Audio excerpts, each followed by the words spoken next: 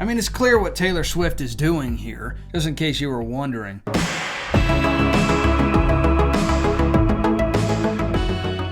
Hey, real quick, you can check out my Christian apparel brand, my favorite Bibles, commentaries, books, all linked in the description below. Howdy, y'all. I'm Brylan. The Gospel Coalition is at it again. You won't believe what they just did. I'm going to show you in just a second. But the Gospel Coalition has been a sinking ship for years now. While they have had and continue to have, in a lot of ways today, solid information, it's just way too often that they're putting out horrible, unsound articles. Now check this out. This is an article that the Gospel Coalition thought would be smart to post about the gospel. It's me. Hi, I'm the problem. It's me. The gospel and Taylor Swift lyrics. This isn't the Gospel Coalition's first run-in with trying to tie Taylor Swift into biblical Christianity. If you remember this video right here, this major Christian ministry just lost its mind. This was a video about the Gospel Coalition telling you 7 things Christians can learn from Taylor Swift's Eras Tour. In fact, they ended up taking this article down that they did about Taylor Swift because it got so much backlash, and rightly so. But then they thought, hey, it would be smart for us to not only do what we did in that article, but now make it about the gospel. Hey, real quick, would you hit that thumbs up button? You know, when you like this video, it'll get pushed out to more people, and it would really help spread the truth. So I'm going to show you this article here, and then I want to compare the songs that they're showing in this article that have the gospel in it. I want to show you the lyrics to those songs and the music videos to those songs and show you Taylor Swift's tour. Now, remember, this is an article by a full-grown man that writes for the Gospel Coalition. A sellout Australian stadium tour by an American superstar. Frenzied media coverage. Legions of devoted attendees. Joyous singing of the crowd as choir. Newly won converts. The event you think I'm describing here will probably depend on your age. A previous generation could imagine I am describing the Billy Graham evangelistic crusades, of 1959 and 1968. But most readers today will be thinking of Taylor Swift's recent Eras Tour. No, I'm trying to take this serious. Describing these things and then saying you might be thinking of a Billy Graham crusade where the gospel got shared. Well, no, I'm talking about Taylor Swift. But this isn't an article about how we seek to satisfy our persistent desire for transcendence through live music experiences. This isn't an article lamenting the frenzied attention this tour has garnered. I want to go in a different direction. Yes, our world has been disenchanted.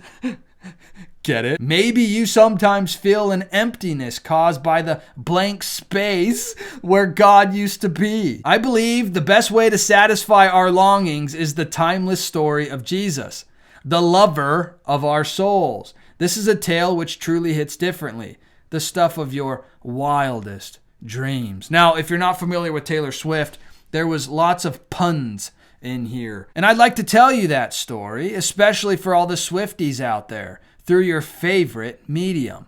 Because you don't need Billy Graham to hear this beautiful story. All you need is your Taylor Swift playlist to start glitching. The Gospel Coalition is allowing garbage like this to infiltrate their site. Let me know your thoughts about this article in the comment section below. Am I the only one that thinks that this is insane? Okay, so here is the gospel summary using only Taylor Swift lyrics. And then I want to show you the actual songs that they're using here from Taylor Swift and let you be the judge if Taylor Swift was wanting to share the gospel or not. I thought, heaven can't help me now. Nothing lasts forever, but this is going to take me down. Oh, they sit around talking about the meaning of life and the book that just saved them that I hadn't heard of.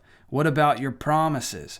Promises. Taylor Swift just loves the Bible. Magic, madness, heaven, sin. Saw you there and I thought, oh my. So you can go read this whole thing if you want for yourself, but it goes on like this. Look at this. They take all these lyrics from Taylor Swift and try to make you think that they're spelling out the gospel. It's pretty disgusting and kind of hard to actually read in one sitting. But I want to show you these songs that they're taking these lyrics from. So here's a song that they used in this article to justify saying that Taylor Swift's lyrics share the gospel if you just piece them all together and you ignore the fact that Taylor Swift hates God. And if you want proof of that, you can go look at this video I did of Taylor Swift called The Tragic Confession of Taylor Swift. Go watch this video for a deeper insight into Taylor Swift's spiritual decline. But this is one of the songs that they decided to use. It's called False God. Here's the chorus of that song. But we might just get away with it. Religion in your lips. Even if it's a false God, we'd still worship. We might just get away with it. The altar is my hips. Even if it's a false God, we'd still worship this love. She's saying, I don't care if this is evil. This is what I'm going to worship. But yeah, if you just take a little bit here and there from Taylor Swift songs, you can get the gospel out of it. You can really force it in there. Here's another song that they decided to use to share the gospel through Taylor Swift's lyrics. This is a song called You Need to Calm Down. I can't play the... Okay, that's all I can play, otherwise copyright. But here is Taylor Swift, and here are a bunch of LGB and all the things. Yep, that. No. And then here is a Twan pageant show. These are all Twans up here. You know, the whole point of this You Need to Calm Down song is to mock Christians, to mock anybody that hasn't given themselves over to this LGB indoctrination. But if we force it, we can take lyrics here and there, and you can get the gospel out of it. So actually, Taylor Swift's music is a good thing. Here's a live Taylor Swift concert, just in case you were wondering. The serpent has no symbolism whatsoever. It's actually a gospel serpent. And this is Taylor Swift singing in the belly of that gospel serpent. And here's Taylor Swift doing a seance thing to her song Willow, which was a part of that gospel presentation by the Gospel Coalition, by the way.